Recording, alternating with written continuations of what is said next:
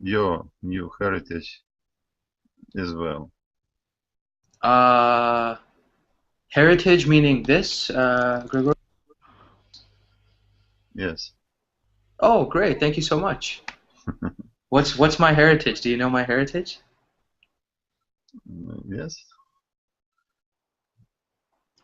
Did I share that with you guys? I think I said my parents are from Bangladesh, and I've lived at many places. Is that what you mean? No. uh, on on your head, Oh, what's haircut. haircuts? Haircut. Yeah, yeah, yeah. No problem, no problem. Haircut and heritage, yeah, a little bit different, but thank you though. No, I appreciate it. The I went to the hairdresser on Saturday, and I told her, please make me look like a human being one more time. Because before last week, when I was just around, people saw me and they said, "What is wrong with your hair?" Like it was everywhere. It was big mess on my hair, on my head, I should say. So, thank you. I No, appreciate that. no, steady and good. Yeah, exactly.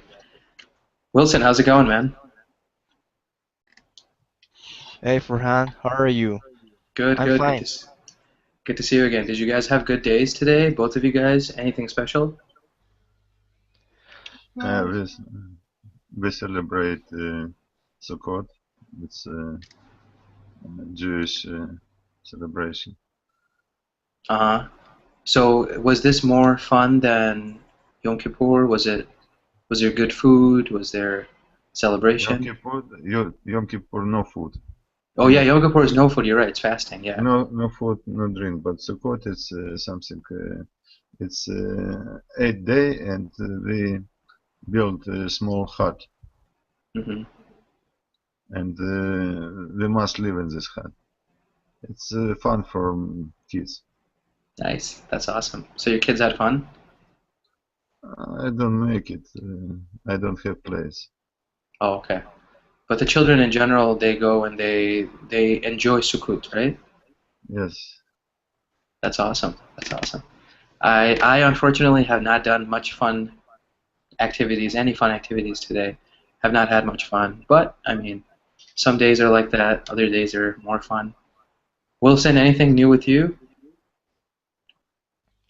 mm, no, nothing new. Pretty normal, same as yesterday. Yeah, it's a normal day. It was a Hmm. normal day. Nice, nice. That's awesome. Uh, yeah, I think normal sometimes we underestimate how valuable normal is, right? For example, maybe you have a nice day, you have an easy day, or maybe you rest and you don't do a lot.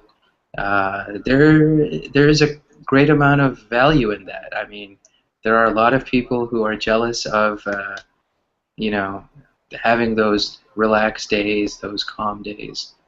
So I like it. I like it when I can relax and it's not a weekend, for example. me too. Yeah. Today's the lifestyle today is all about you know, quick, fast, everything instant, right? So sometimes we just need to relax and not think about that kind of stuff. Very busy. Yeah, I think everywhere. I mean, not just young people, not just in some countries. I think everybody feels the pressure of maximizing the amount of work that you can do in 24 hours, right? Exactly. Multitasking, uh, you know, doing as many things as you can. This is happening simultaneously with that, which is happening at the same time as that. Everything. Our hands are in every project, every possible idea. Uh, we're too busy. Okay. Nothing to do with it. It's our life nowadays. Exactly, exactly. Maybe nowadays, for example, we go on vacation to relax, right? But I think in the past, most people they included vacation days or rest days in their normal schedule. Maybe they would work 6 hours a day, and maybe have a nice family dinner, take a walk in the park, come home, drink some tea, then go to sleep, rest, read a book, all those kinds of things. But today, at least with young people, I feel like a lot of us work maybe 12 hours a day, 10, 12 hours a day, and or study 10, 12 hours a day, and then don't have time Yeah. for much else. Yeah, Wilson, go ahead. Yeah, but for him, but I think that it's just a time where you are, uh, when you have a lot of work, you have to leverage your age, your energy, you know. Then when you were successful in whatever you are doing, then Hmm. you will have some rest. I think that if we see everyone are with pressure, with a lot of work, I think that those people have um, a goal to reach. So yeah, it's a momentum, just a momentum when you work a lot. Absolutely, I completely agree. Completely agree. It's not a bad thing necessarily for people to be working hard, but um, I think it is bad, you think it's but bad? Uh, yeah, but no matter what people say, I just do what I want to do in period, I think. yeah, yeah, right. You have to lead your own, follow your own goals, follow your own dreams. We have to each go at our own pace, right? I mean, some people maybe are very goal oriented and they can focus on 600 things at one time, right? Other people, I consider myself in that example or in that group. I like to focus on what's in front of me. I like to give that full attention. And if there are other things that are going on, yeah, sure, those are also important, but I like to focus on one major thing at one time, right? Especially if it's a big thing. Uh, and that means maybe I'm slower than other people, but I look for quality. I want to deliver whatever I do, I want to deliver the best result instead of uh, getting six things done and all of them being okay. Maybe one is a little bit better, one is okay. You know, different personalities. Different ideas. Right. Yeah, I completely agreed with that. That we need to have some more time to deliver a product with quality. But anyway, I think that when you want to be successful in something that that you are doing, I was thinking the last days that you need to be multitask. If you are concentrated in one thing, um, then you have to do other things. For example, you work for someone, you um, you work for someone, you are working to make someone else rich. But what happens with you? You have to work for yourself too. So in that case, you need um, I don't know. And in my case, I need to study in my free time. I take vacations just for studying. I don't like to take vacations for take a rest. I mean, I would like, but I understand that I need to leverage my age because in the future it will be hard to do many things at once, like work for someone else and work for my future. 100% agree. 100% agree. Uh, Age is not. No matter what happens, we are losing time, right? It doesn't matter if you're studying, doesn't matter if you're sleeping, doesn't matter if you're working, right? Time that is lost can never be regained. So um, at a young age, we have to do our best, right? Multitasking, yeah. Some people do it way better than others. For me, it's a little bit more difficult, but it's something that I'm learning. I think in my job and in a lot of my other activities that I work in, right? It's a learning process, and I think ultimately it's a balance, right? So you have to find that balance. How much do I work for other people, and then how much do I work for myself, right? if that involves multitasking, if that involves focusing on more than one thing at one time, then yeah, you have to get better at it, right? I mean, there's no excuse. If you find yourself in a difficult position and you don't work hard to get out of that position, then you're not going to be successful. You know, so completely agree, man. Completely agree. Gregory, do you have anything to say? It's just me and Wilson talking back and forth. I want to include all of us. Okay, it's interesting what you said. I agree with you, both of you. I don't have luxury go to vacation because I'm so busy, and I study between work and treatment of daughter and home duties. I find time for this. It's not like Wilson and something else, but I don't have choice. Mm-hmm. Only it's only way for learning, and okay. Oh, thanks for sharing. That's great, Gregory. We always want to have more than one perspective whenever we have a conversation. So it's good. Emmy, welcome to class. How's everything going? Good morning. Good evening. Good evening to all of us, except for Gregory. I think Gregory's also in the Middle Good East. morning. So good morning. Yeah. Yes, it's morning. We're close to each other. And Yeah. Very close. Maybe even the same time zone. Maybe, no, actually, I think Israel is 1 hour before. I have 6:14. Oh, so same time then. Same time as Emmy. Yes. Oh, that's great. We are neighbors. Exactly.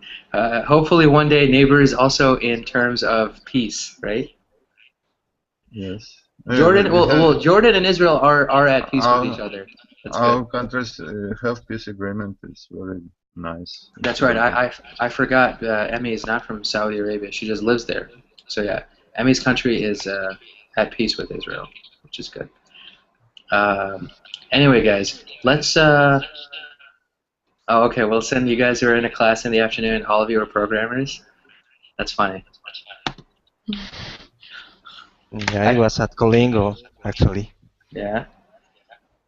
Man, all these programmers, you guys want to learn English and practice English and get good. Yeah. I'm not programming. Yeah, I'm not a programmer either, so there's only two. There's only two in this class now. It's just Emmy and Wilson. I'm mechanical engineer. Yeah, mechanical engineer. Me, I don't even know what I am. I'm just a guy. I'm just a guy. I have a webcam and I'm a guy. That's it. So anyway, guys. You are a teacher. Yes, of course. I'm a teacher. I'm a teacher and a student at the same time. So let's get started, guys. Today's article is actually, or today's theme is actually very. It's a pretty easy topic. We're going to talk about articles, and we mentioned articles before. In the context of English, we use articles a lot to describe really any noun that is introduced in a sentence, right? So if you are talking about something, whether or not it's a singular noun or a plural noun, we use the word the, right? Especially when we are introducing someone in a phrase, or when we are talking about anything generally, we can use the, right? So the teacher, the students, the kids, the class, right? The book, everything. When you introduce someone in a conversation, so that man said, you know, I love to practice English, right? So the really, there's really no rule for the, you know. It's, you guys are at that stage where I think you guys all know what the is about, and I think we don't need to spend too much time about that, or about where we use the. What we do want to focus on, though, are some of the specifics, right, of when we use the versus when we don't use the. One example is, for example, if we are talking about planetary objects, if we're talking about the sun, the moon, the earth, right, those kinds of things. In today's conversation, we do talk a little bit about other planets. We talk about Mars, actually, specifically. our nearest neighbor in the solar system, right? So the Earth, the Moon, the Sun. When we say the Earth, the Moon, the Sun, none of these are capitalized. Okay, we don't capitalize E. We don't capitalize the E in Earth, the M in Moon, the S in Sun, right? We just write them normally. So, for example, right?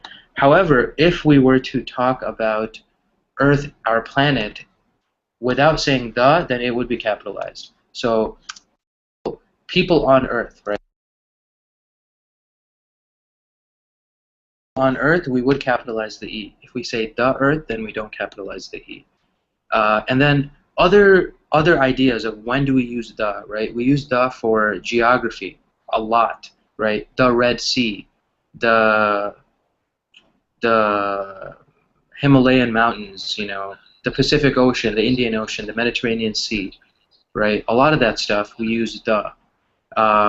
When we talk about islands, for example, the Hawaiian Islands, right? If we talk about the formal name of a country, the United States of America, the United Kingdom of Great Britain and Northern Ireland, right? That's the full name, the United Kingdom of Great Britain and Northern Ireland, right? So very long name. If we are talking about places on Earth that are imaginary lines that are geography, that are related to geography, so the equator, right? The Tropic of Cancer, the Tropic of Capricorn, all of those lines, the North Pole, right? These are all areas that we use the. So really, in the sense of using them in English, we can use them a lot depending on when something is getting introduced. If we're talking about geography, if we're talking about a class of people, the rich, the poor, the young, the educated, the old, right? When we group people together, when we are talking about large bodies of water, official countries, these are instances, are all times when we use the. So any questions about this initial part, guys? I think this is probably very easy, so I'm not going to spend too much time on it, but do you guys have questions about that? No. Okay, fantastic. That's what I thought. Yeah. Let's see. Let's go to the next part. So another article that we have in English is a, right? A and an. Very similar. We use a before nouns that start with a consonant, and we use an before nouns that start with a vowel, right? And there is a difference that I think the lesson plan doesn't mention that I do want to mention to you guys. So, for example, if a vowel starts, if a word starts with the U, okay, U is a vowel, but we don't use an unicorn. Hold on. We do say an unicorn, but we don't say, for example, an uterus, right? So uterus also is a, it's a part of the female body. We don't say an uterus, we say a uterus, right? And the reason behind that, let me think of the reason, is a unicorn. So we say, for example, we say it's a unicorn, right? We don't say it's an unicorn. It's a unicorn. Hold on, let me check that. Myself now. I want to see. The correct way to pronounce it is actually a unicorn, right? And I think someone told me this, and I want to investigate this a little bit. When someone once told me that if the word starts with U, U is a vowel, but when you are pronouncing the word, if you make a U sound, like unicorn, right? Then you don't put, then you don't use an, right? Then you use a. So a unicorn, a uterus, right? Because when you say the word uterus, you are saying you. When you say unicorn, you are saying you, right? And in those instances, even though U is a vowel, we don't say an, right? So, for example, a unicycle, right? Unicycle, a bicycle with one wheel, right? We don't say an unicycle. Sounds horrible. It's a unicycle, right? And this is something that I wanted to introduce to you guys because I think folks don't really mention it. I think people don't really talk about this, and we didn't mention it in our. University. I'm sorry. Go ahead, Emmy. University, for example. Yeah, right. You don't say an I want to go to a university. Yeah, I want to go to a university. Right? You don't say I want to go to an university. Doesn't make sense, right? Even though U is a vowel, right? So this is the exception. Everything else, however, for example, if it starts with an E, an elephant, an emu, and ear, right? Whatever you want to say. Vowels we use an, and not consonants, words that begin with anything except a vowel, we use a. Right. Any questions about that, guys? I didn't mean to confuse you guys with the U thing, but it's something that the more I teach these classes, the more I realize that there are certain things that native speakers realize that we don't really mention ever. Right? That's part of the problem, I think. Being a native speaker is we don't talk about certain things. So, any questions so far, guys? Greg or Wilson? No. Then, what's the difference between an a and da? How in what situations we can choose between them? Fantastic question. So we use a and an before, for example, singular nouns that are not known to everybody, right? So, for example, if you're introducing a new topic, but it's not something that is that's known to people, like you're talking about a new thing, right? So you're saying, for example, I saw a horse today. You know, I saw a new car or whatever, right? With the, what we were focusing on more was we are talking about nouns that are really known to everybody, right? That you're introducing to a conversation.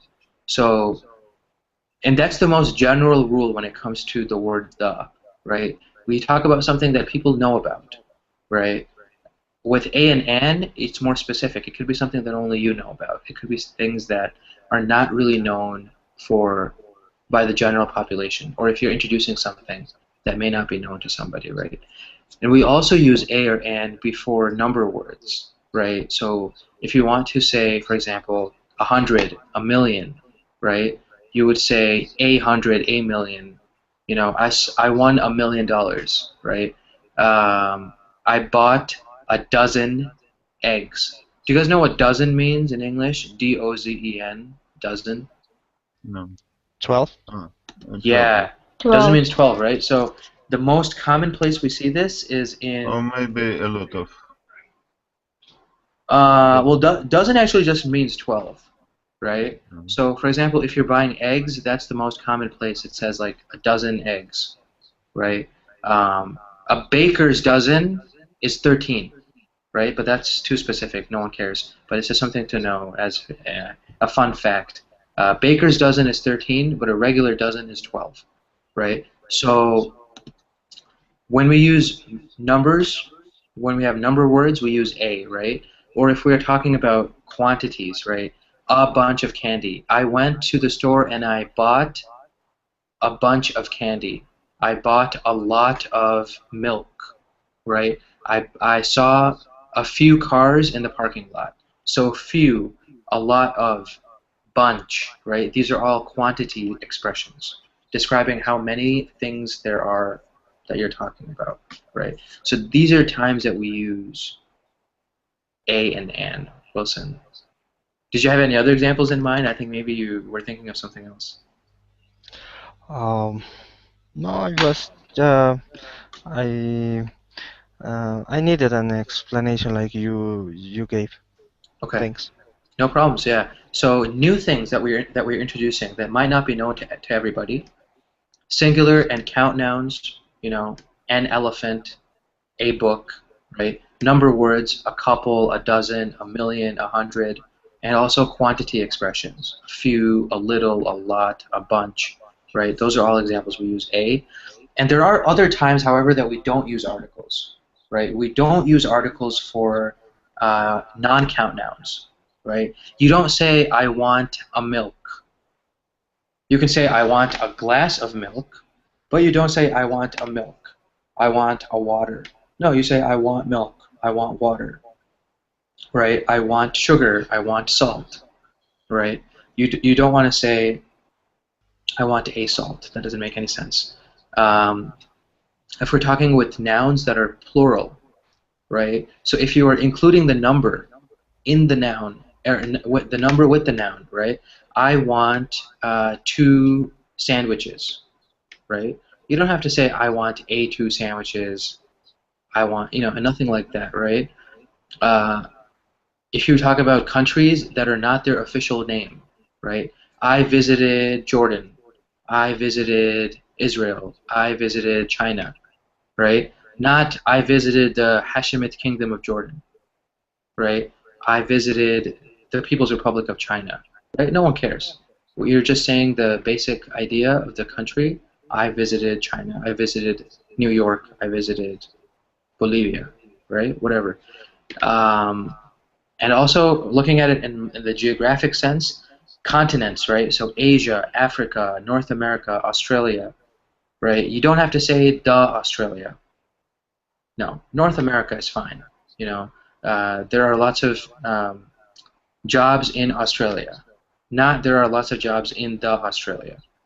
If you want to go crazy, you can say there are lots of jobs in the Federal Republic of Australia, right? But who talks like that? No one talks like that.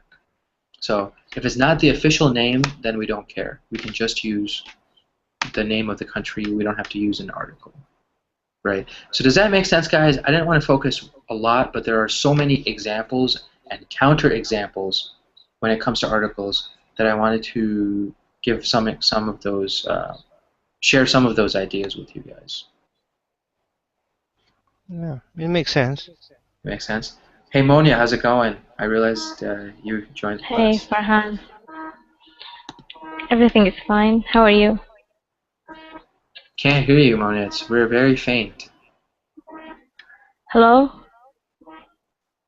Like super faint. I can just barely hear you say hello. Oh. How are you? Maybe if you increase your speaker volume, or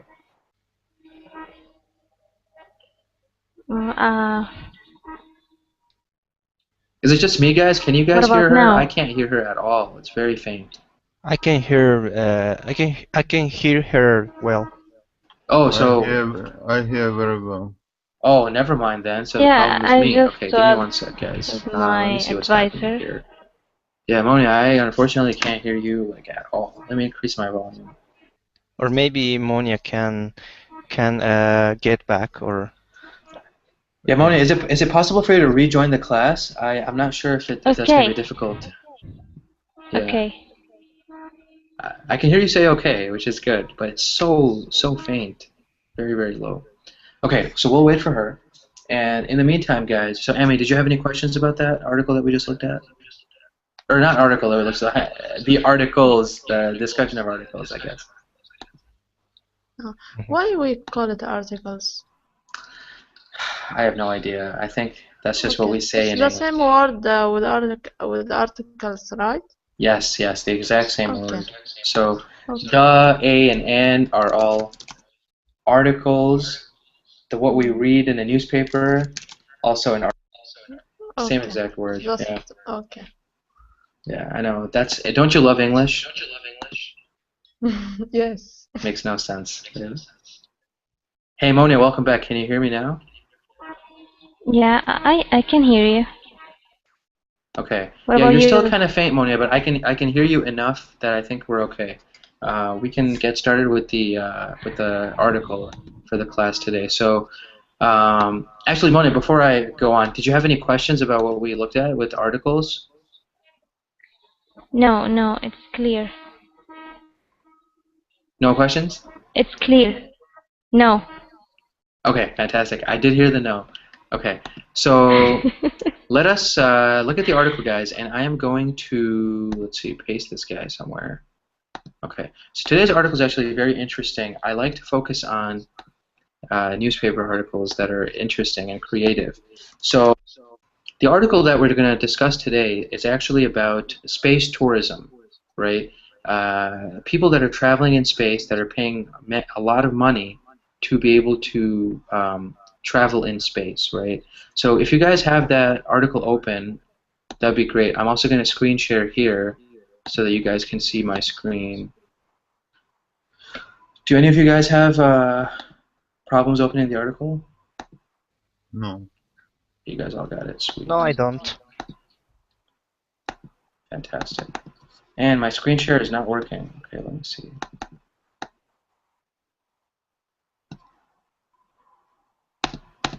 Okay, they are not allowing me to do screen share. Anyway, guys, so let us, I'll just start at the top then, reading the article. If you guys get lost or something along the way, just let me know and I can slow down or I can stop reading or something like that. So, Okay. alrighty, guys. More than 200,000 people apply for a one-way trip to Mars. Right. Mars One, the foundation planning to put a human settlement on Mars in 2023, has received some 202,586 applications from pioneer hopefuls eager to live out the rest of their lives on the red planet. 1 year ago, Mars One announced big plans for the red planet, a human settlement. The colonizing mission, planned for 2023, would be styled like a reality TV show, but with the added drama that its participants, the would-be first humans to set foot on another planet, will never get to go home. Despite that caveat, the Foundation announced on Monday that it has received some 202,586 applications from hopefuls eager to live out the rest of their lives on another world, or to be exact, within 200 square meters of a combined interior space and on a swath of the barren planet accessible only when clad in a protective suit. It's kind of a no-brainer to me, though I know that a lot of people don't feel that way, says Matt Ambler, a recent Yale graduate and an IT consultant in Washington, D.C., who applied to be among the settlers. This is going to be a pretty important thing to do with my life, he says. Talk about leaving your mark on humanity. Mars One reported that the applicants came from 140 countries, with about a quarter coming from the United States, 10% from India, and 6% from China. Brazil, Great Britain, Canada, Russia, and Mexico each put up about 4% of the applicants. All of the countries named in the applicant pool place above 100 in the UN's Human Development Index ranking for 2012, with the exception of China and India, and presumably offer a higher quality of life than can Mars. The Foundation says it will select around 6 teams of 4 individuals in 2015. Those teams will spend 7 years in training, and the first team will leave for the Red Planet in 2022, arriving the following year. After that, teams will arrive on Mars every 2 years, and the application portal will reopen to replenish the training pool, according to Mars One's website. The mission, which will be outfitted with technology purchased from private developers, is expected to cost about $6 billion, a point the Foundation has called its biggest problem. So where will the money come from? Viewers like you. The fictional Hunger Games, imagined in the 2008 book, fed on a population's interest in watching people grapple with a 1 in 26 chance of being reunited with their families. Mars One expects that its pockets will brim with the investments of people eager to watch other people with essentially 0 odds of going home. Right? Very interesting scenario, guys. Right? What are we talking about? I mean, what is this article trying to get at? What did you guys learn from this? Emmy, share your ideas with me. Crazy people, I think. How are they crazy? If it's okay available after maybe 20 years from now to people travel to Mars, I think they will be sent the criminals there to live their own life there. Yes, without suits. Why can't Without- they? Why can't these people, these nice people, that are applying to go? Why can't they go? It's risky, you know. They There's want the no. risk. It's fine. Okay, let them go with criminals. I think we want Send them, space. right? Yeah. Khalas, send them. Yeah, Yeah. done. No, I think it's very interesting article, but it's the idea and the application, the members of applications to go to Mars is so it's a huge number, Hmm. and I don't know what people think, but I think, as they said in the article, they have beliefs that they will be. I see a TV movie. They said we can meet our families in the older centuries there. Hmm. Maybe they thought they have these thoughts, and maybe they will see them in Mars. Hmm. I don't Maybe, know actually. right? Yes, but they believe in that thoughts. Hmm. It's interesting. Gregory, And would if you? they did there, where will it be? The, where Yeah, go can ahead. we burying them? I don't know actually. Oh, يعني bury them in the Mars. There's no problem. I mean, you can do Yes, janaza there, salat the janaza, everything is fine. yes. No problems, right? But what about the qibla? I don't know how they would do a qibla from Mars. Honestly, that's a difficult situation. No, I don't think they will pray there. Who knows? Maybe we can make the first masjid in Mars. يعني I'm just joking. So I'm getting distracted here, guys. Gregory and Wilson, I was talking about if there maybe is a Muslim who goes to Mars, how would they pray? Because we face Mecca, the city of Mecca, when we pray, and maybe it's difficult from Mars. How would that be possible, right? So I was just joking with Emmy there, but you know, thinking about it more realistically, right, Gregory, this is something that they're planning for just 10 years from now. 2023 is just 10 years away, right? Would you consider making this, let's say somebody tells you, Gregory, I guarantee you are going to be the first person to go. Retire in Mars, right? We will pay all the money that you need. We want you to visit this planet, but the condition is you'll never be able to come back, right? Would you do it? Look, I don't accept this idea because I think it's a bad joke. And You think it's a bad joke? something like fantasy. I don't believe it's truth, but it's if it was real, I not accept it because I like this planet, and I don't like any adventures. I coach potato, and I like my routine. Mm-hmm. Very fair, man. Very fair. Yes, all fantasy not for me. I'm not at this age when people make fantasy and try to realize them. Uh-huh. No, that's it's very fair, very honest, right? I think 99.9% of the people on Earth will also agree with what we are saying here, right? But I mean, like Monia, if someone told you, you could do this, would you just the excitement of living on another planet, being, one of the first people in history to be able to do this, would you ever want to do this? No. How come? Can you hear me? Yeah, I could hear you, but you said no, yes. but I wanted to know the reason why. The reason, because I'm not ready to risk my life for only be excited. Only what? I'm sorry, Monia, I can't hear you. Sorry. Be excited, or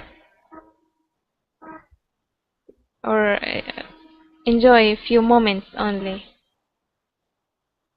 Yeah, right. So it's not something that. So you don't think it's worth to go through all of this hassle, or I mean, risk to just be able to have your name in the history book, right?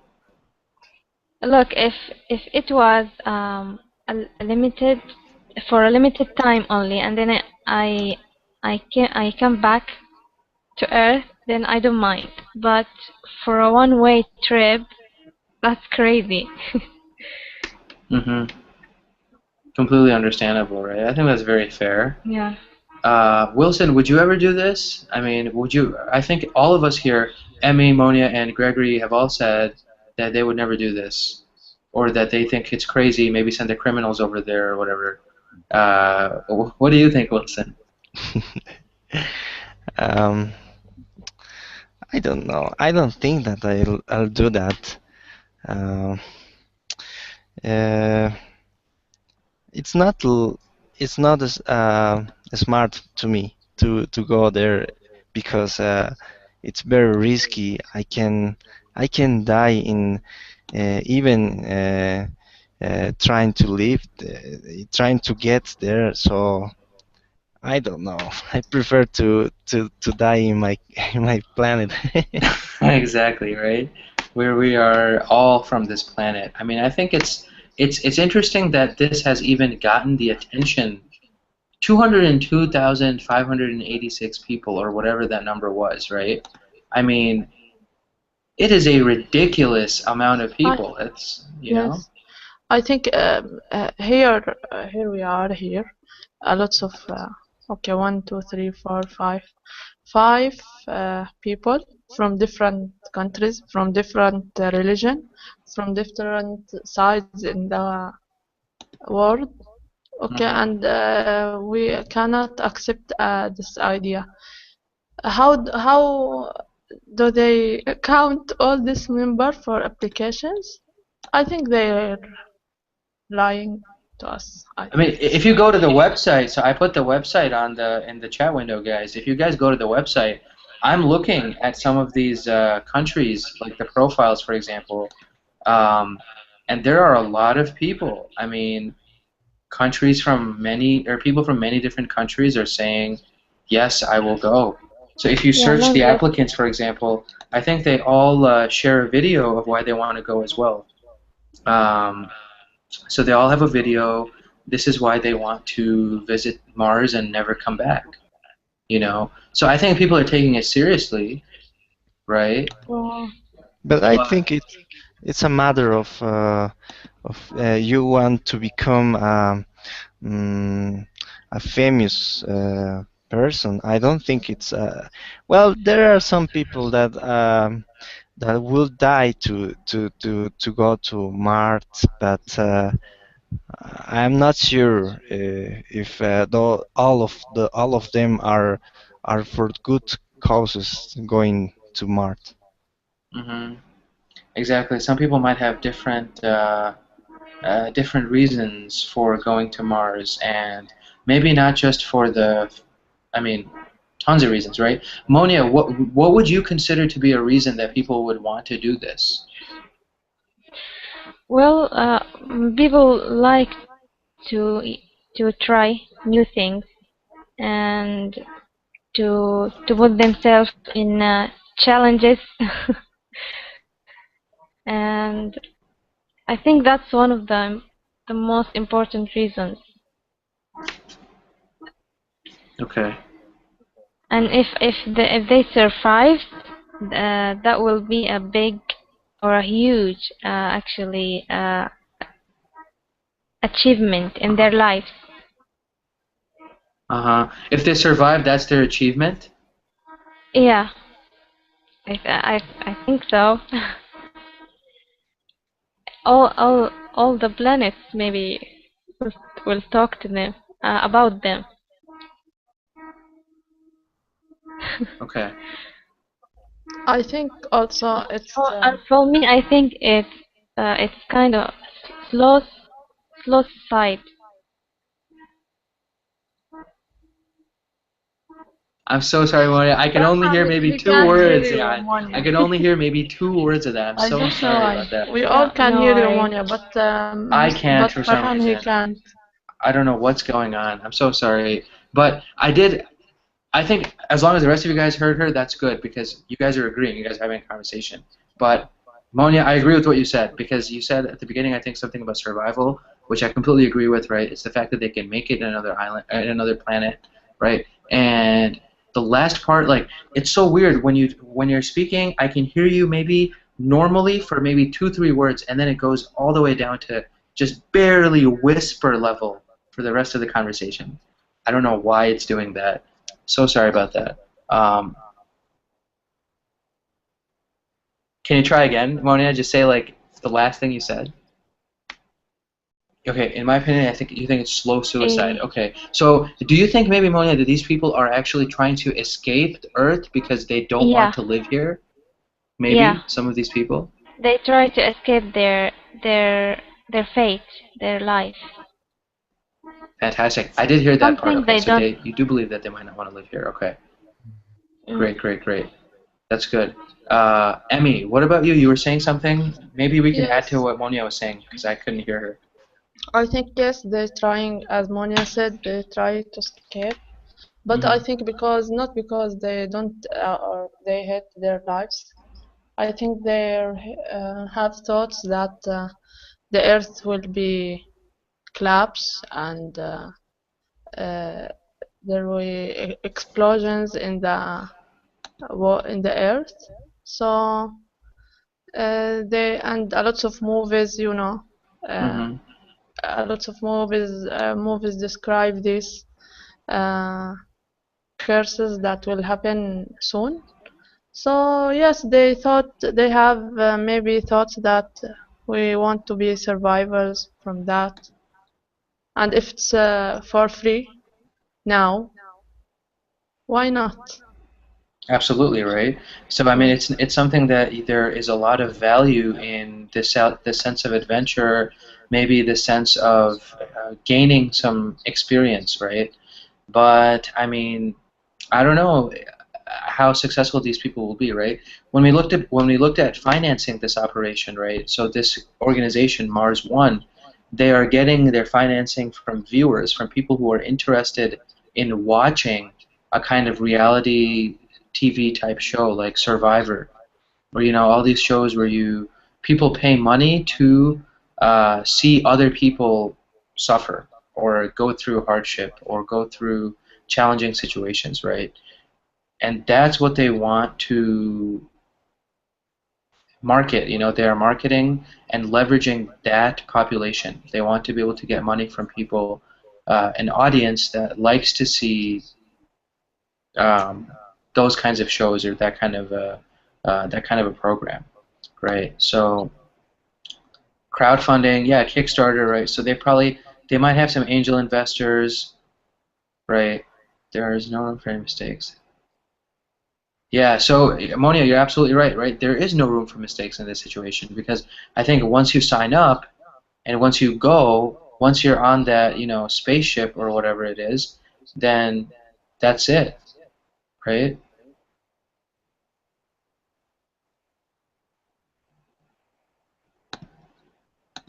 I mean, do we even have the technology to send a person to Mars in 1 year?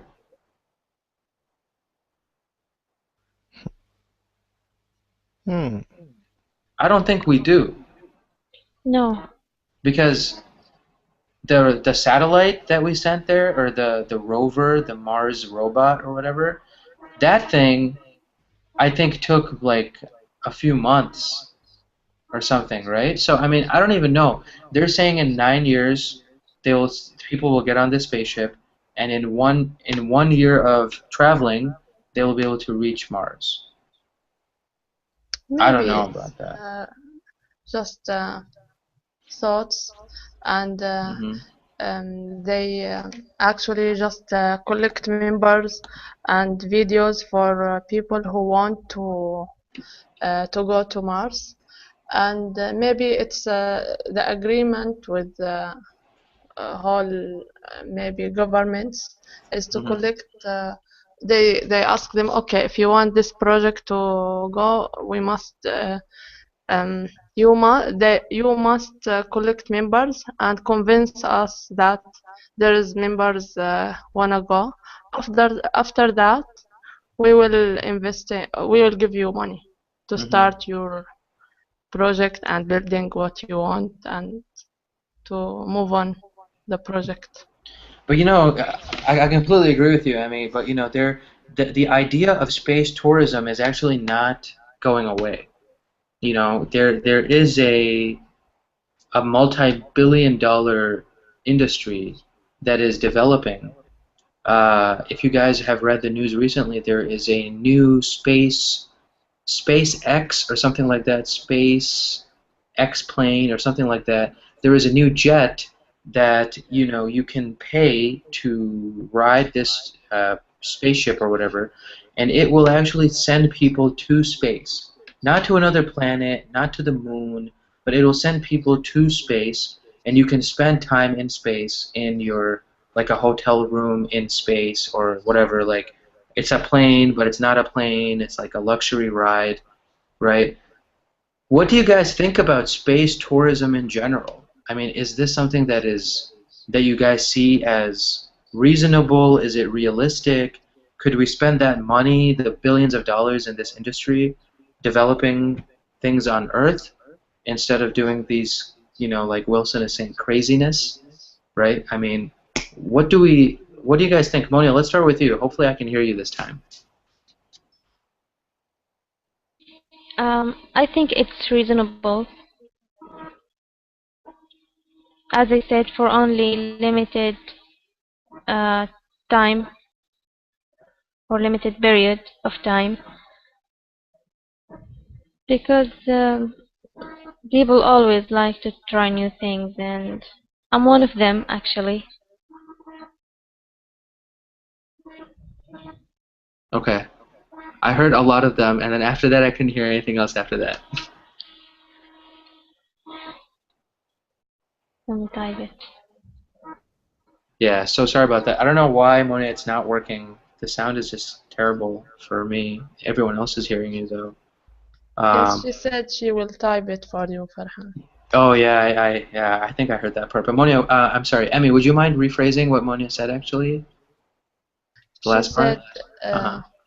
It's okay and acceptable to go to the space for a period of time and then return back, and this will be entertainment, and she wanna go. Monia said yes, she one of the people. She can't go and accept this idea. Yes. The idea of space tourism. Okay, so fantastic, Monia. Thanks for sharing that. Thanks, Emmy, for also conveying that to me.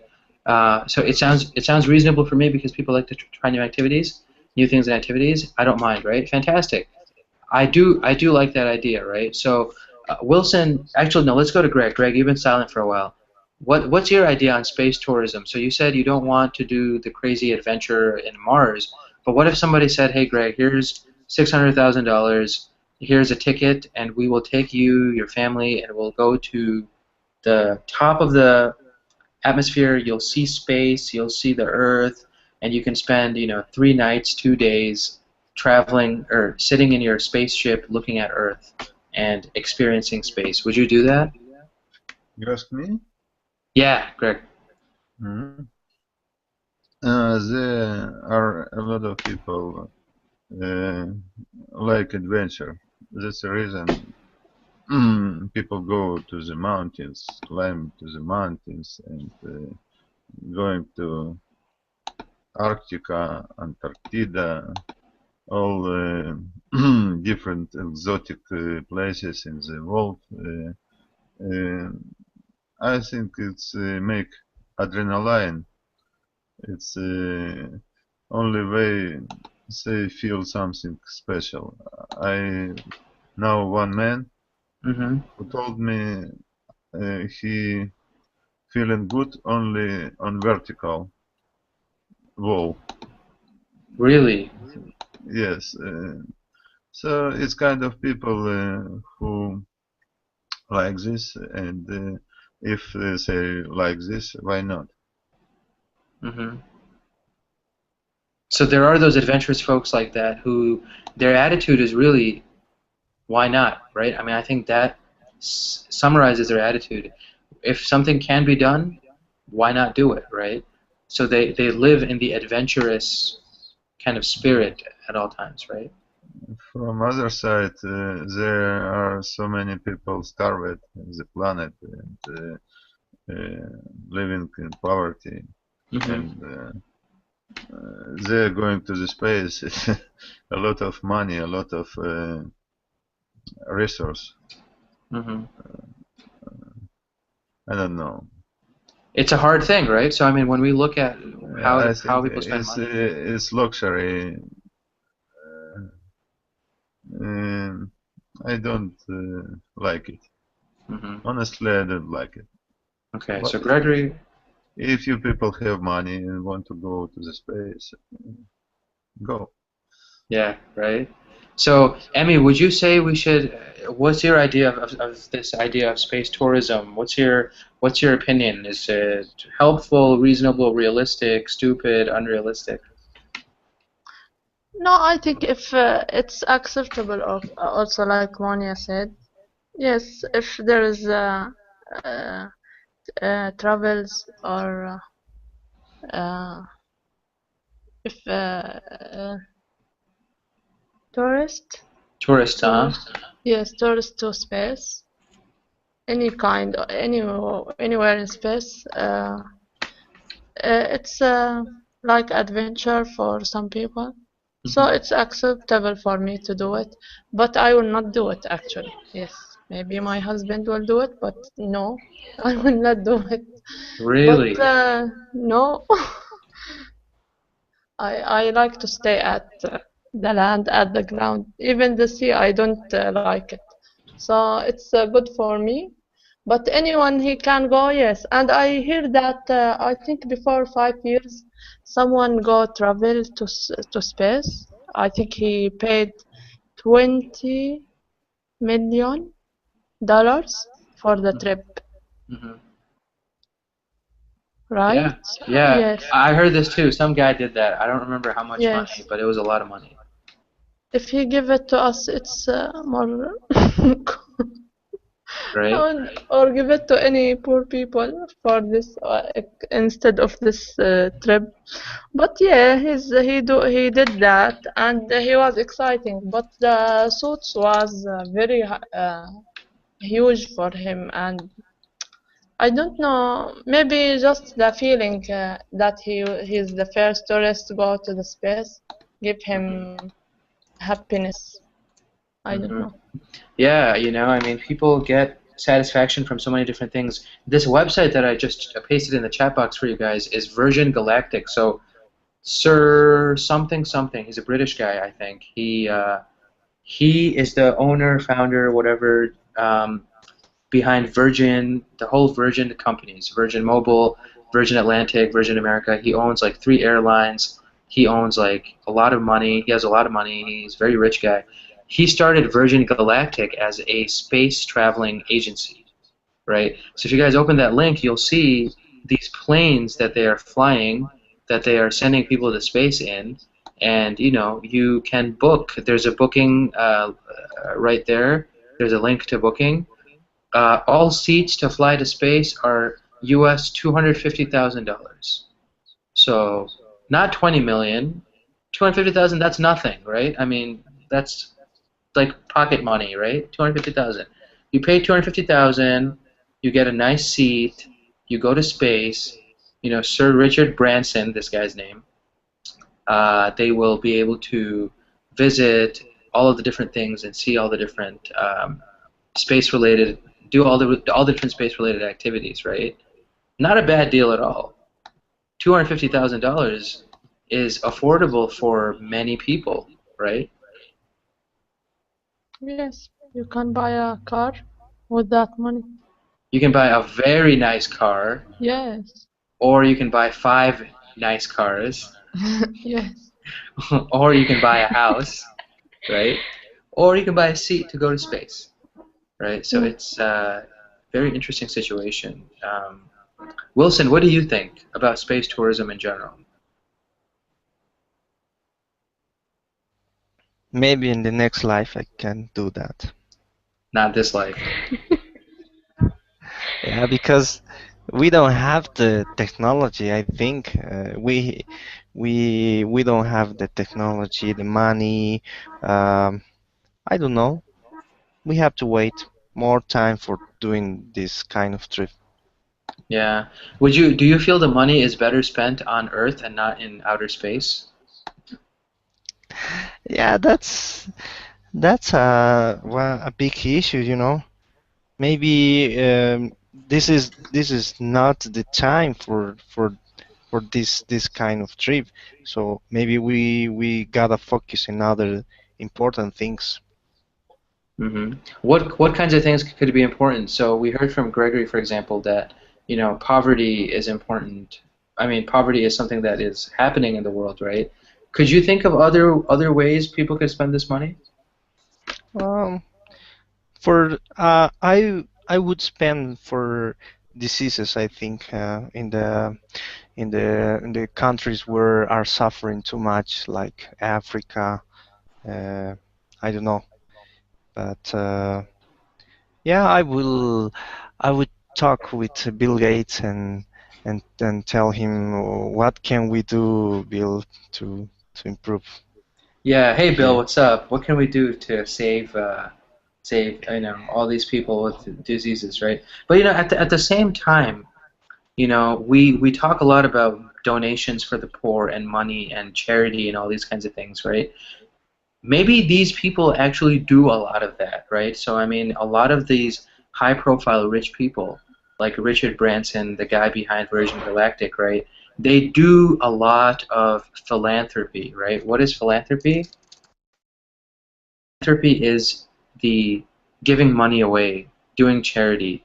In English, it's called philanthropy, right?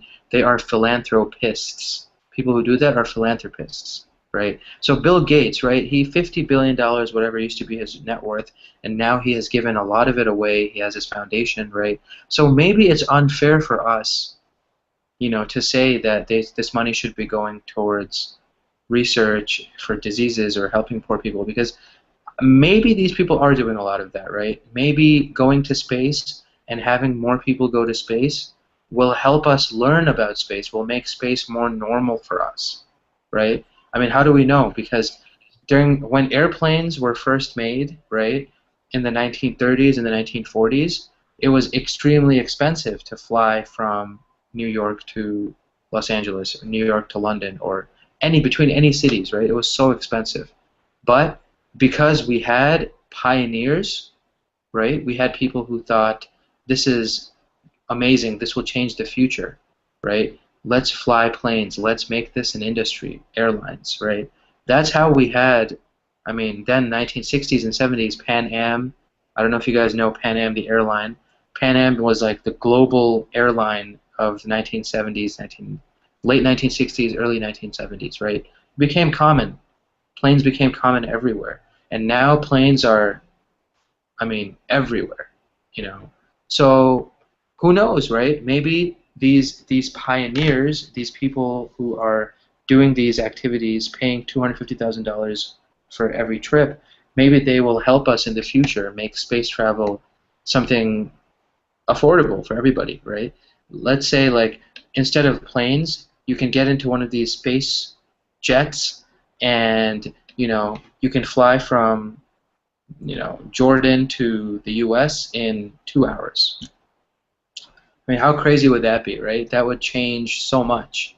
If you're flying that high and if you're going that fast, it could revolutionize transportation, right? So we need to.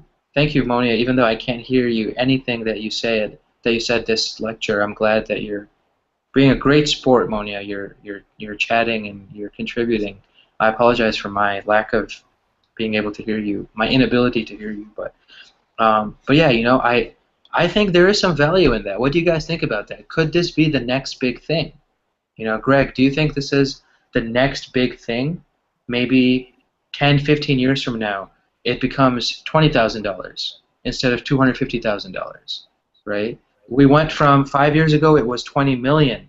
Now it's 250,000. 20 years from now, maybe it'll be very affordable, or expensive but not crazy expensive. What do you think, Greg? Okay, I think it's 20,000 is very much for me. I don't have. Still a lot, yeah. Okay, but let me say something about this project. Now I think it's a great idea to colonize Mars. Maybe in the future, it makes sense for people population, human population, because our planet is small, and we have colonized other planet, or our human civilization going to the end. We eat all of resource, and it will be end of our civilization. So it's a great idea, but I don't believe. It's a very ideal, right? It seems like it's very ideal. Like, yes. They're imagining things. A lot of it might be fantasy. A lot of it may not even scientifically be possible. I don't think we have the ability to send human beings from Earth to Mars in 1 year. And who says that they're going to be successful that first time? Right? Yes. I respect and I appreciate the people who take risk and go to this project. I think it's crazy, but it's good. Absolutely, no. Emmy, do you have anything to share about maybe the future of space tourism? Can this be something? We heard from Monia. She was kind enough to type it for me. But Emmy, do you think this is something that's different? Maybe it's the next new thing. What do you think about that? I think no, because the oil will be less after a few years from now. So if there is no oil, how do they can go trip to? I think maybe it's just ideas. they'll use solar energy. I mean, all kinds of energy now. Oil is nothing. Yes, but it's the main is black oil. So I think it's the main main energy source, right? Yes, main source. Main source of energy? Yes, for any kind of oil or of energy, yes. So I think they're dreaming. I don't know. Maybe some, yes, some trips will be there, but it will not be like airplanes and like transportations way after 20 years from now. No, I think yes, some trips will go.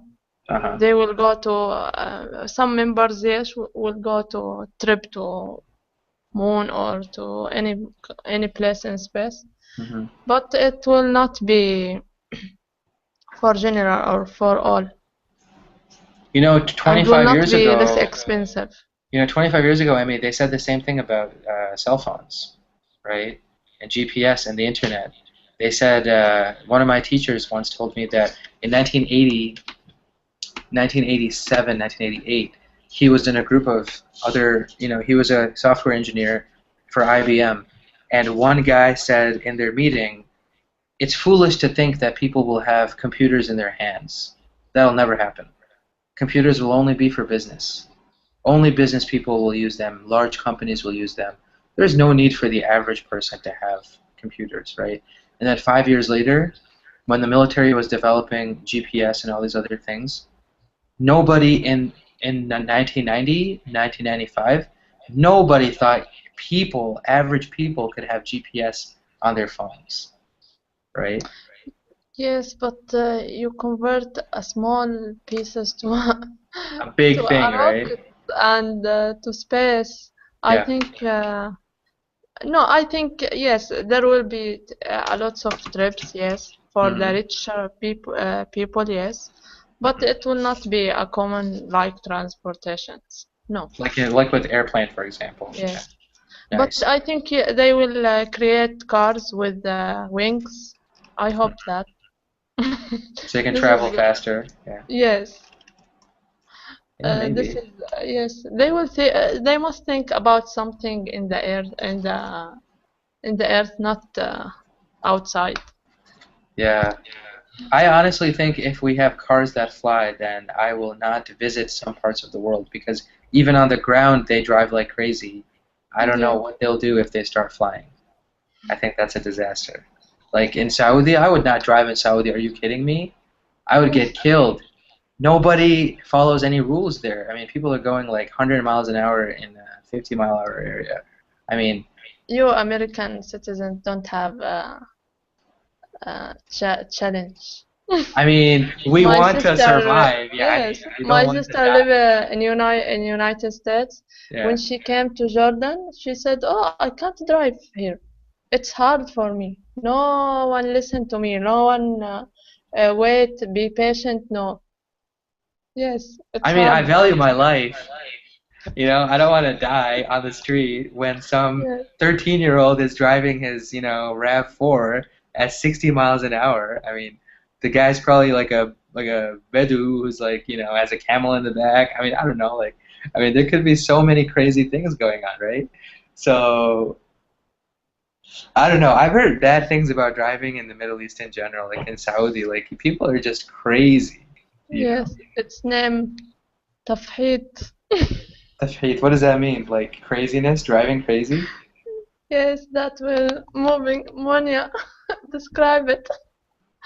That way driving the cars in circular ways and do Oh, some drifting and probably. yes, and drive it with two wheels in one side, just only one side. Oh, I've seen YouTube videos of that. Yes, People die doing that stuff, yes, but and they still do it. we are challenge people here, All right. not like you. That's an article for another day. Tafhiyat. Okay, very interesting. Wilson, any last words from you, my friend? We talked with we talked with everybody else about these topics about space tourism. Do you think it's something that has promise for the future, or is this an unrealistic prediction for now? It certainly does. I think it's the future to conquer other planets, you know. But in my humble opinion, I don't think that it is worth to spend time right now. Maybe in 10 years later, maybe we will have an advanced technology and and more skilled people, and then trips less risky. So yeah. Yeah, I think it's fascinating how much progress is being made. I mean, people are always dreaming, right? We dream of so many different things. Human beings have always dreamed about flying and traveling and beating the overcoming the challenges that, we find ourselves limited by, right? But, I think if we give ourselves time, if we give civilization time, I mean, personally, in my humble opinion, Wilson, I feel that if we start colonizing another planet, that's going to lead to just more wars and more conflict among human beings, right? Not the sci-fi crap like aliens and stuff. No, honestly, we can't even figure out how to live in peace on Earth. How do you think we'll be able to live in peace on another planet, right? I mean, who is going to be leading this colonization? Is it going to be America? I mean, we went to the moon and we put a flag. What does that mean? Does that mean the moon belongs to America? No, it means maybe it does. I don't know. Maybe some people will say it does, right? Maybe other people will say no, it's just symbolic that the U.S. was the first country to reach the moon. Some people still believe the U.S. never went to the moon. Some people think it was a Yes, 100% I joke. heard that also. Yeah, some A lot people of think it was. people, they said traveling to the Earth, outside the Earth, is such a big lie for the people. Yeah, I mean, at that time, what was going on? The U.S. was in a space race with Russia, right? So, or the Soviet Union. So, Soviet Union sent the first man into space, sent the first dog into space. So, President Kennedy said, "We will send the first man to the moon," right? And I mean, it was a question of prestige at that point. It was a question of America versus the Soviet Union, democracy versus communism, left versus right, west versus east, blue versus red, right? And it was a competition. So we honestly cannot figure out how to live even on Earth. Like, I say this, he says this. No. Have you guys ever looked at a map of Antarctica? Antarctica, which is the last continent, right? Nobody lives there. Yes. That continent is split. Argentina wants this part. Brazil says, no, this used to be ours. England, out of nowhere, owns like a fourth of Antarctica. They claim a fourth of that massive continent, right? Australia has a little piece. New Zealand has an island.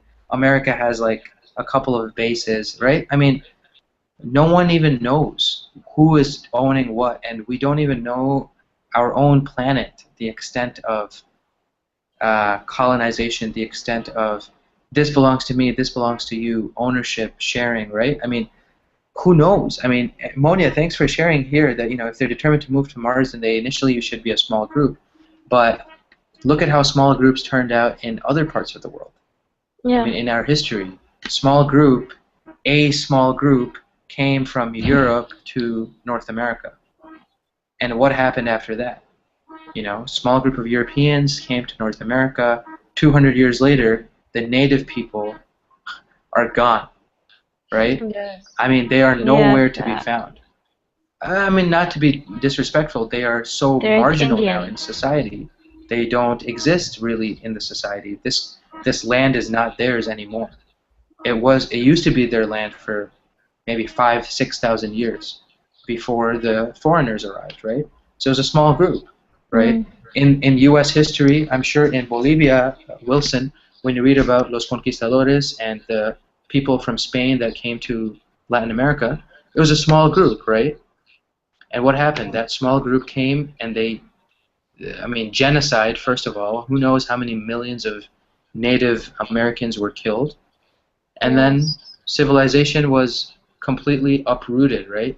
Native civilization was replaced with foreign civilization.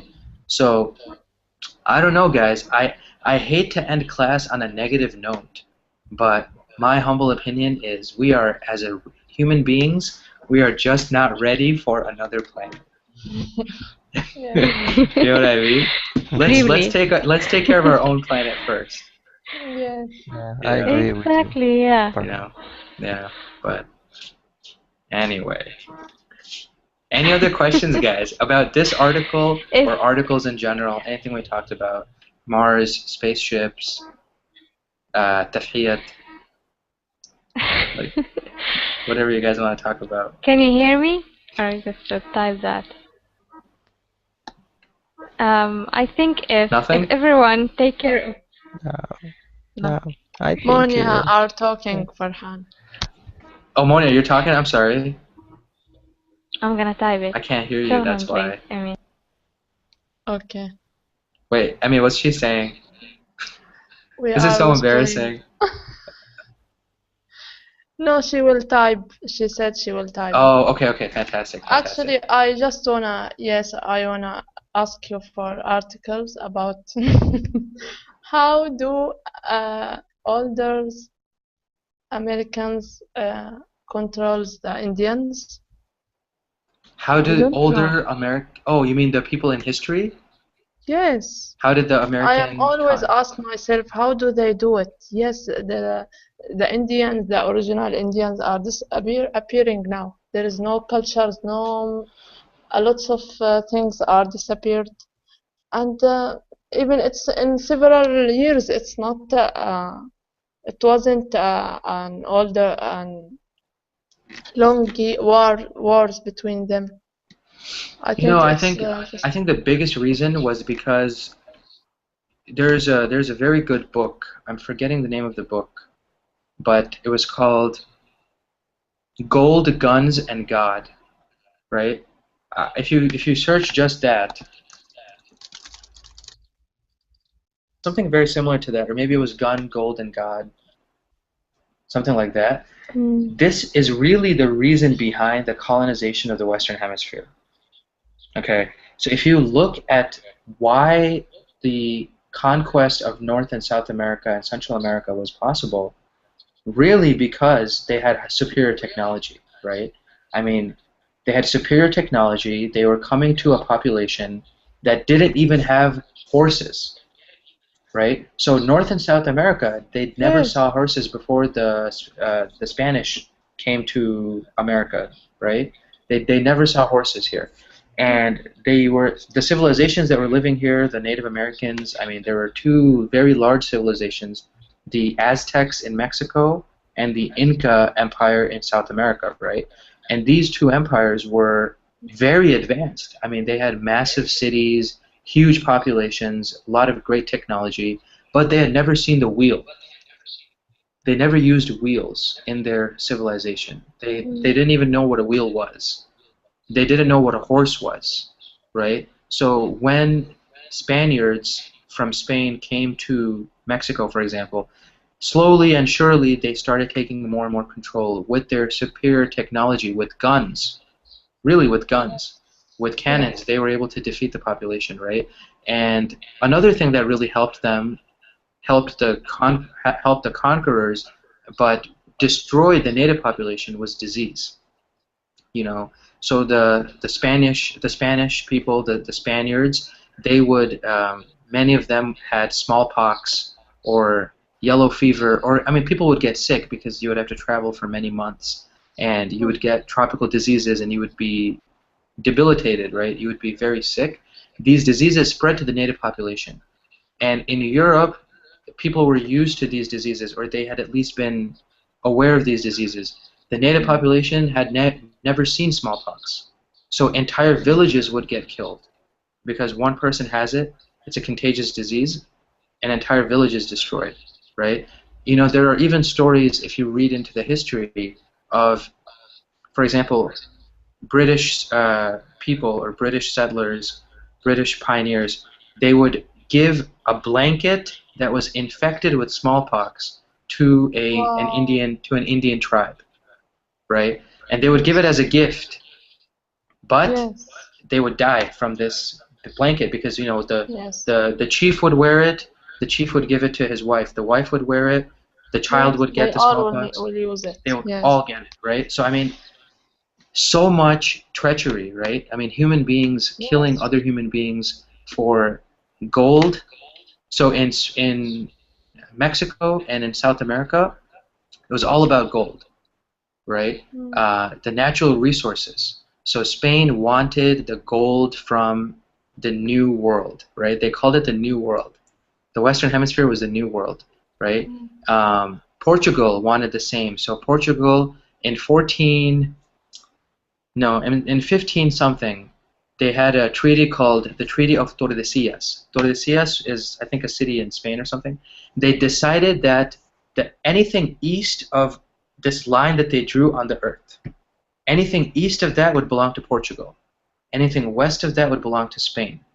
So, and they drew this line roughly down what is Brazil. So the eastern side became Portuguese, which is present-day Brazil. The western side became Spanish territories, so Colombia, Venezuela, Peru, Bolivia, Argentina, Chile, all these other countries became Spanish, right? And even to the extent India was east of South America, obviously. So when the Portuguese, because of the Treaty of Tordesillas,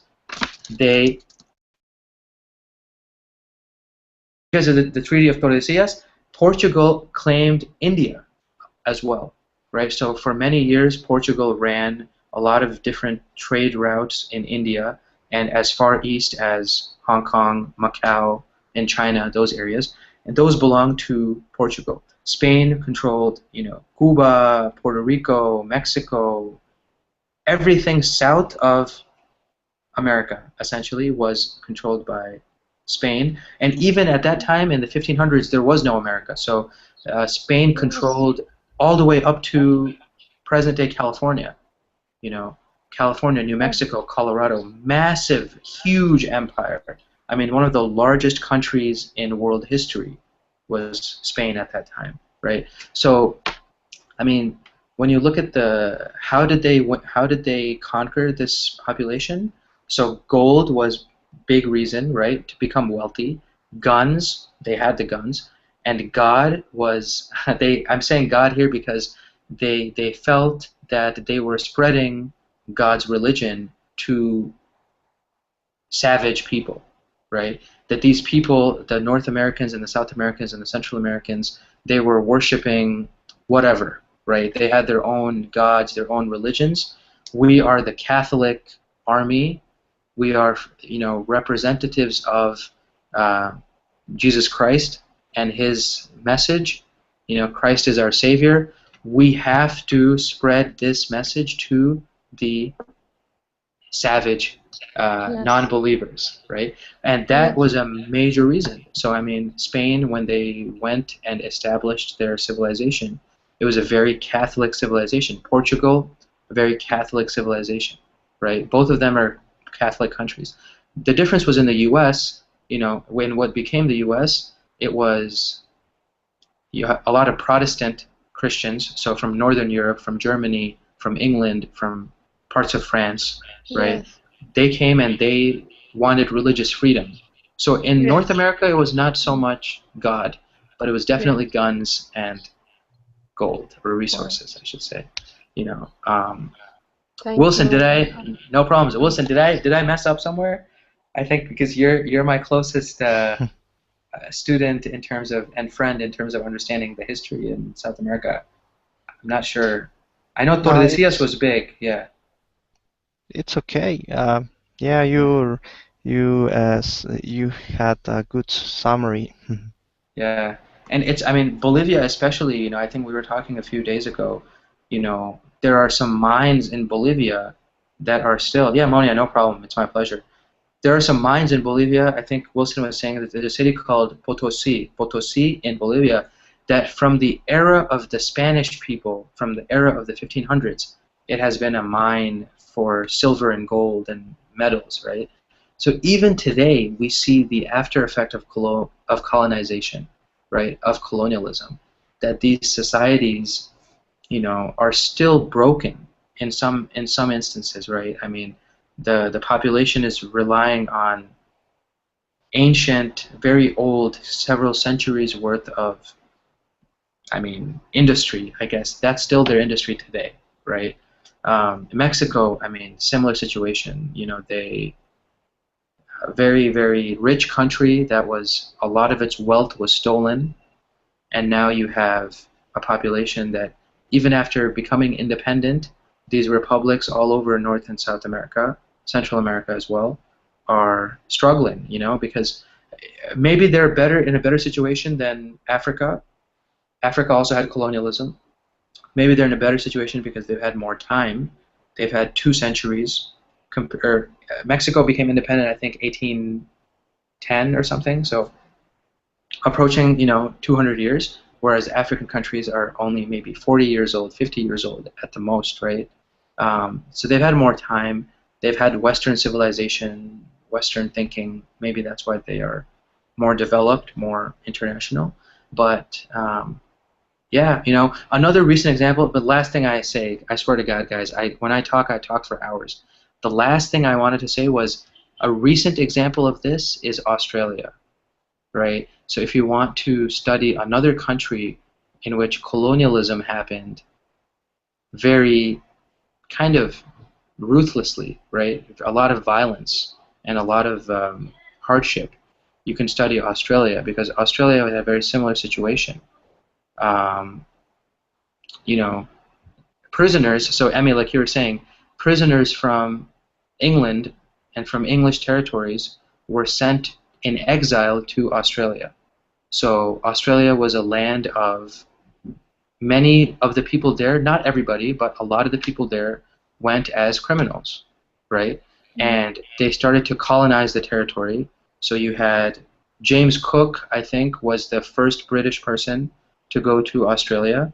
He established a port, a city on the coast, and then gradually more and more Europeans, Irish people, German people, British people started coming, and the original Australian people, who are, in English we call them the Aborigines, and let me write this down.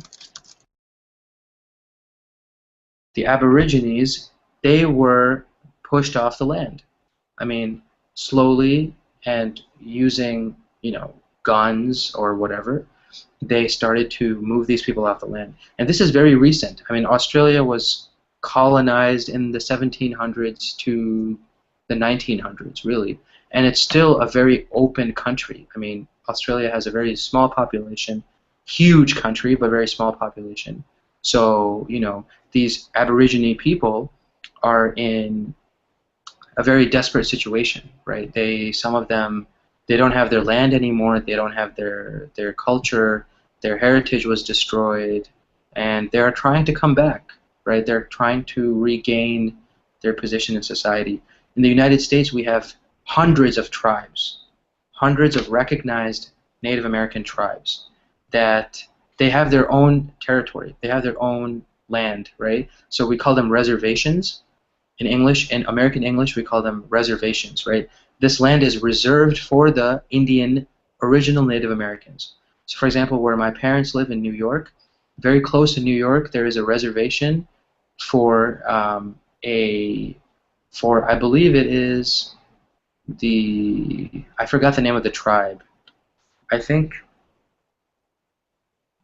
the Owego tribe, something like that. It's a northern New York tribe, and they have lived the Owego people have lived there for thousands of years, and even after the formation of the United States, they have their own territory. So they have their land, and that land is actually not part of the United States. Legally, that land is not part of the United States. They have their own laws, they have their own religion, rules, whatever, but it's a big problem in the U.S. because what happens in a lot of these reservations is the Indian people, they are starting to, how do they attract people to come to their reservation, right? It's a closed area. So like when you enter the reservation, it says like you are leaving New York State. You are in the Owego land or whatever, right? So how do they bring people to their territory? Many Native American tribes in the United States have casinos, okay?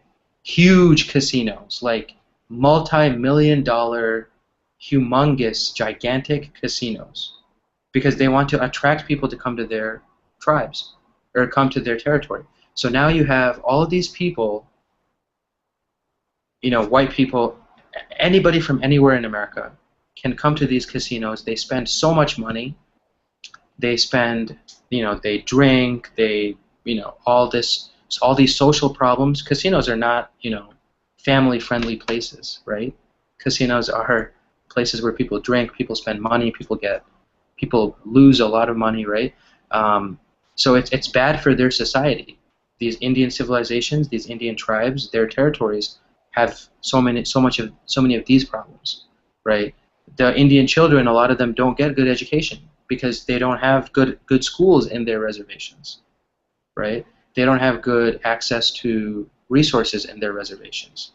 But their tribes are making money, lots of money, through casinos. Where is that money going? Money is not really going to good, is not being spent well, I should say.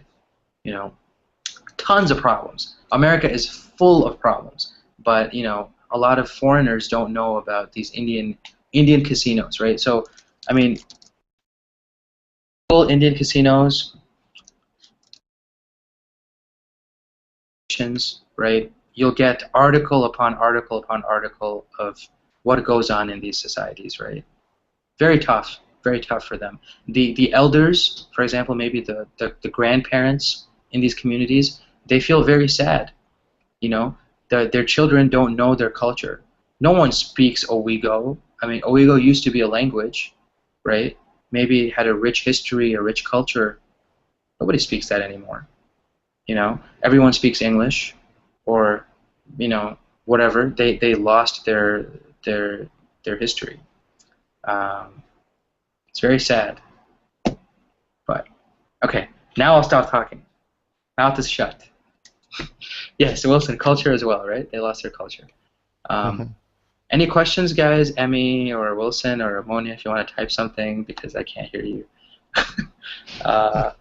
You know, it's fun, guys.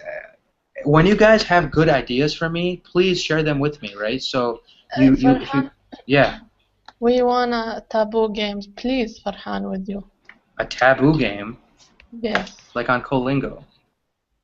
Okay, let me write this down. Taboo game with Colingo. I actually did not sign up for a game class yet. Yes, I know, but you told me before that you do not do games. I should start though, maybe if we could. Yes, I think it's interesting with you because you will select words that give knowledge to us. Yeah, it's all about knowledge, guys. Knowledge is power. And I want your Facebook. Oh, sure. My Facebook is very normal. Just my name. If you search for it, you'll find it. I mean, yeah. So it's very easy. There's no other Farhan Qasim in the world, because my name is very weird. White people, they see my name and they don't know how to pronounce it. So I actually told them my last name rhymes with awesome. Qasim, awesome. You know, awesome. That's the only way they can remember. A lot of Americans can't remember, so they say Quasum. Yeah, okay, sure, Quasum. That's fine. Or Farron. I've heard people call me Farron. I'm like, there's an H in my name. Like, you're supposed to pronounce it, right? Farron. Silent, maybe. It's a silent name. Yeah. Wilson, this might be interesting to you. I met a guy from Mexico once who's told me, I thought the H was silent. I told him I thought the J was silent or the J was an H sound in Spanish, right? But he said no. He thought it was weird. Like, he was calling me like different names. I don't know. Whatever. My name is so weird. Nobody knows me anymore. Like, nobody cares anymore. You can call me whatever you want. I'm just a guy in front of a webcam. Nothing else. But anyway, guys. Pleasure as always, guys. You guys are very welcome. Thank you so much. And Monia, hopefully next time I'll be able to hear you. But thank you so much for coming and for being such a good sport, staying in the class even though I can't hear anything. That's really appreciated. And if you guys have ideas for articles, ideas for games, ideas for things you want me to do, grab my Facebook. Send me stuff. I want to help you guys understand this information. Learn new words. Knowledge is power. That's what I believe in. So let's make it happen. Okay. Thank you. Alrighty, guys. Thank you, Farhan. Absolutely, guys. Take care, everybody, and see you guys tomorrow night. See you tomorrow. Bye, everyone. Bye-bye. Bye, Wilson. Bye, Monia. Bye, everyone. Bye, Amy.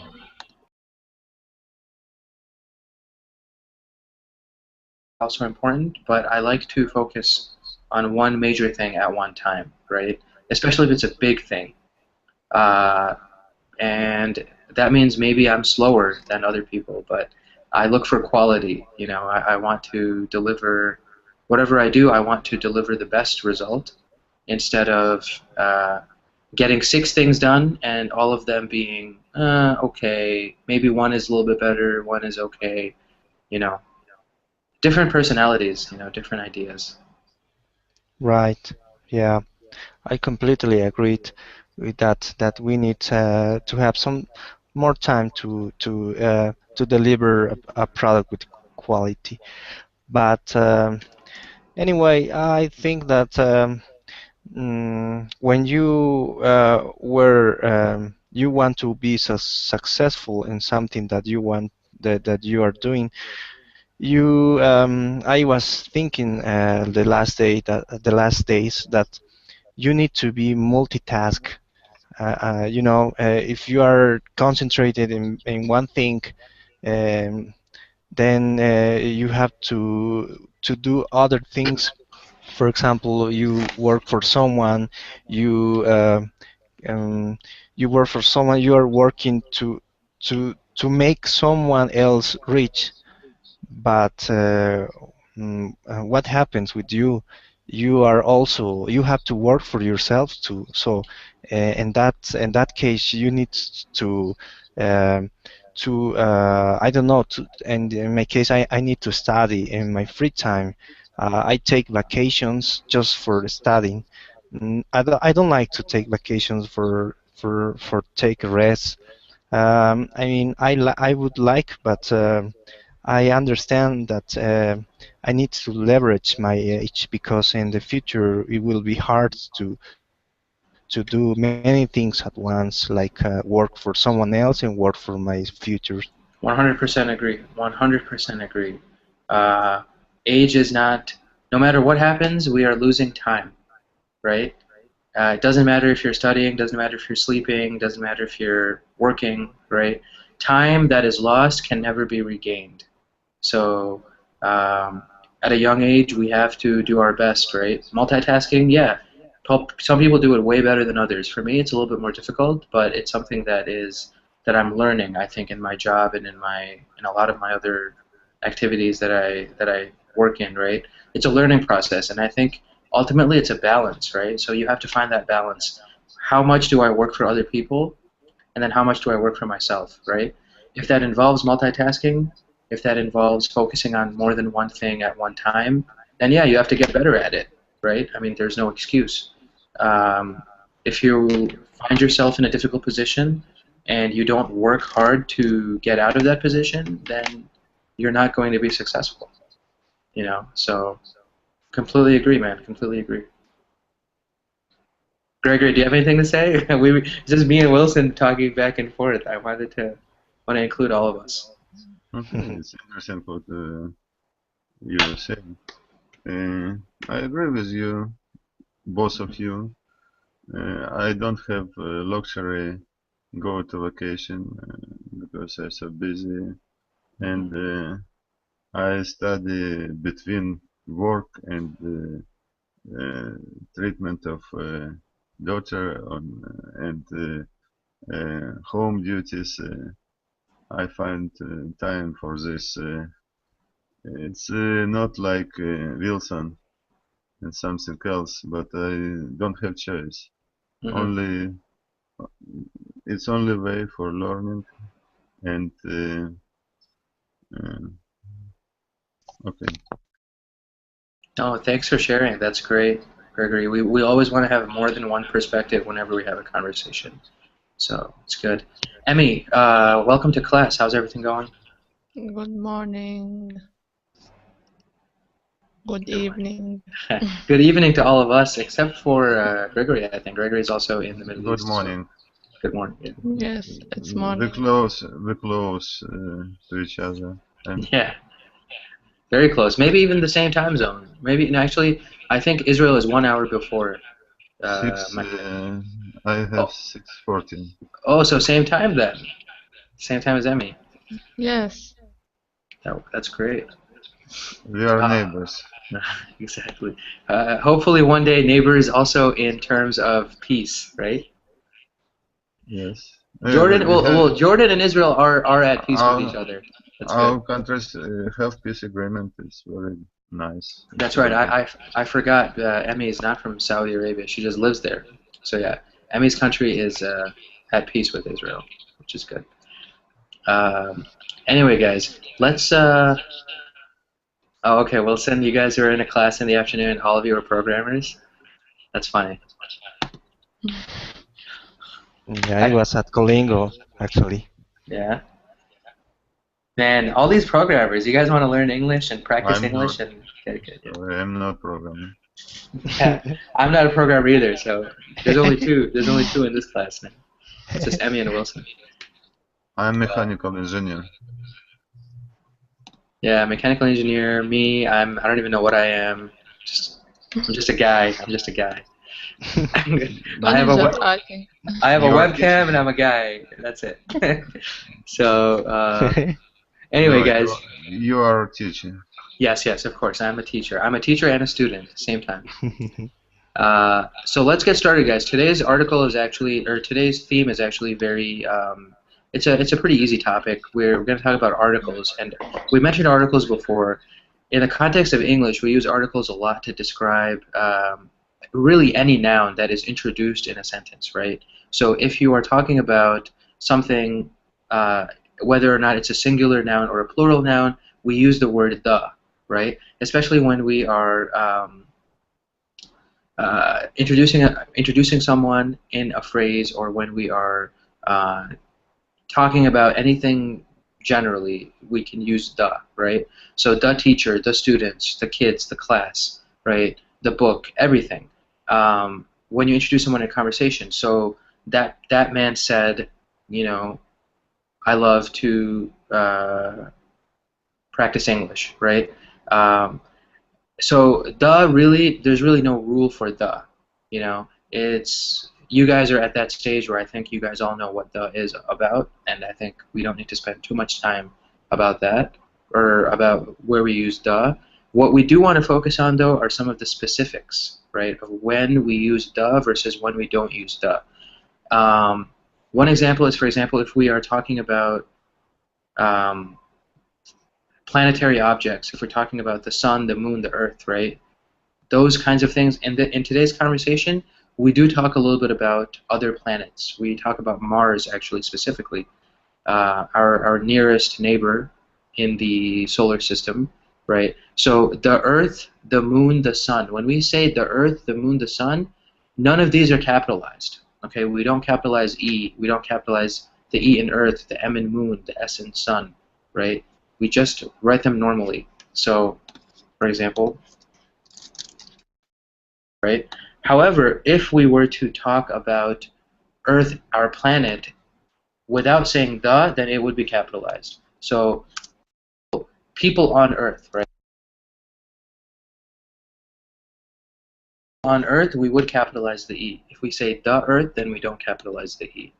And then other ideas of when do we use the, right? We use the for geography a lot, right? The Red Sea, the Himalayan mountains, you know, the Pacific Ocean, the Indian Ocean, the Mediterranean Sea, right? A lot of that stuff we use the. When we talk about islands, for example, the Hawaiian Islands, right? If we talk about the formal name of a country, the United States of America, the United Kingdom of Great Britain and Northern Ireland, right? That's the full name, the United Kingdom of Great Britain and Northern Ireland, right? So very long name. If we are talking about places on Earth that are imaginary lines that are geography, that are related to geography, so the equator, right? The Tropic of Cancer, the Tropic of Capricorn, all of those lines, the North Pole, right?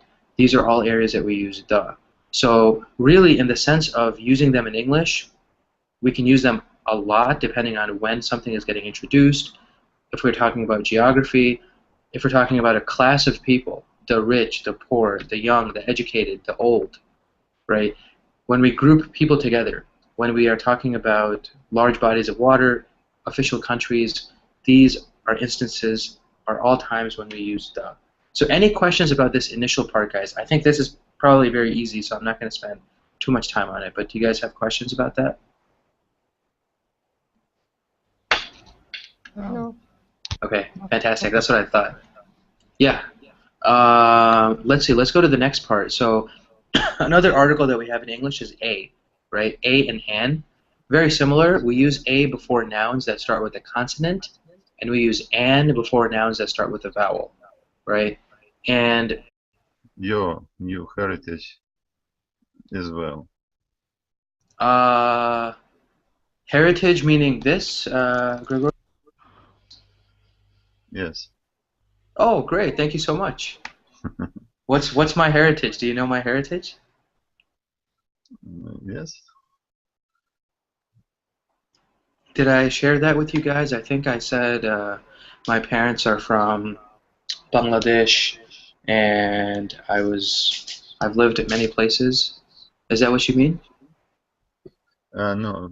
uh, on on on your head. Oh, haircut. Haircuts. Haircut. Yeah, no problem, no problem.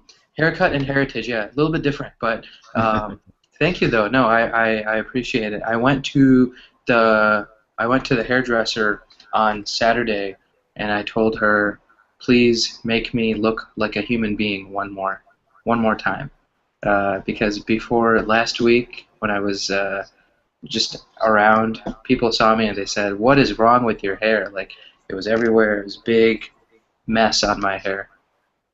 On my head, I should say. So, thank you. I No, appreciate that. no, steady and good. Yeah, exactly. Wilson, how's it going, man? Hey, Farhan, how are you? Good, I'm good. fine. Good to see you again. Did you guys have good days today? Both of you guys? Anything special? Uh, No. we, we celebrate Sukkot. It's a Jewish celebration. Uh-huh. So, was this more fun than Yom Kippur? Was there good food? Was there Yom celebration? Kippur, Yom Kippur, no food. Oh yeah, Yom Kippur is no food. You're right. It's fasting. Yeah. No food, no drink. But Sukkot is something.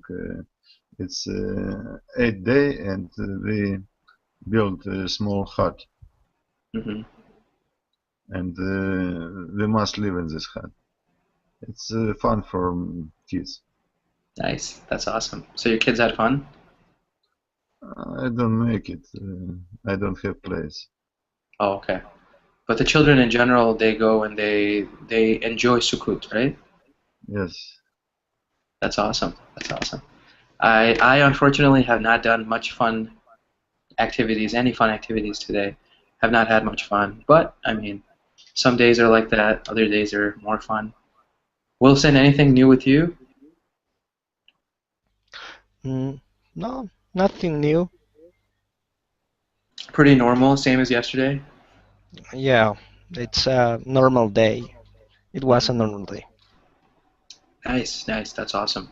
Uh, yeah, I think normal sometimes we underestimate how valuable normal is, right?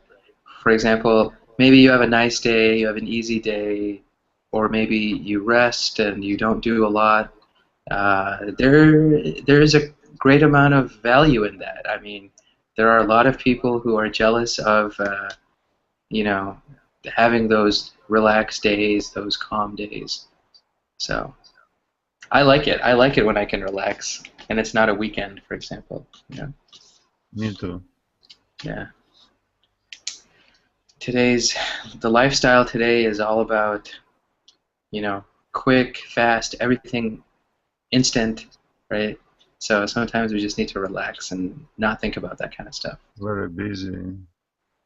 Yeah, I think everywhere. I mean, not just young people, not just in some countries. I think everybody feels the pressure of maximizing the amount of work that you can do in 24 hours, right? Exactly. Multitasking, uh, you know, doing as many things as you can. This is happening simultaneously with that, which is happening at the same time as that. Everything. Our hands are in every project, every possible idea. Uh, we're too busy. Okay. Nothing to do with it. It's our life nowadays. Exactly, exactly. Maybe nowadays, for example, we go on vacation to relax, right? But I think in the past, most people they included vacation days or rest days in their normal schedule. Maybe they would work 6 hours a day and maybe, have a nice family dinner, take a walk in the park, come home, drink some tea, then go to sleep, rest, read a book, all those kinds of things. But today, at least with young people, I feel like a lot of us work maybe 12 hours a day, 10, 12 hours a day, and or study 10, 12 hours a day, and then don't have time Yeah. for much else. Yeah, Wilson, go ahead. Yeah, but Farhan, but I think that It's just a time where you are, uh, when you have a lot of work, you have to leverage your age, your energy, you know. Then when you were successful in whatever you are doing, then Hmm. you will have some rest. I think that if we see everyone are with pressure, with a lot of work, I think that those people have um, a goal to reach. So yeah, it's a momentum, just a momentum when you work a lot. Absolutely, I completely agree. Completely agree. It's not a bad thing necessarily for people to be working hard, but um, I think it is bad, you think it's but bad? yeah, but no matter what people say, I just do what I want to do in period, I think. Yeah, yeah, right. You have to lead your own, follow your own goals, follow your own dreams. We have to each go at our own pace, right? I mean, some people maybe are very goal oriented, and they can focus on 600 things at one time, right? Other people, I consider myself in that example or in that group. I like to focus on what's in front of me. I like to give that full attention, and if there are other things that are going on, yeah, sure, those are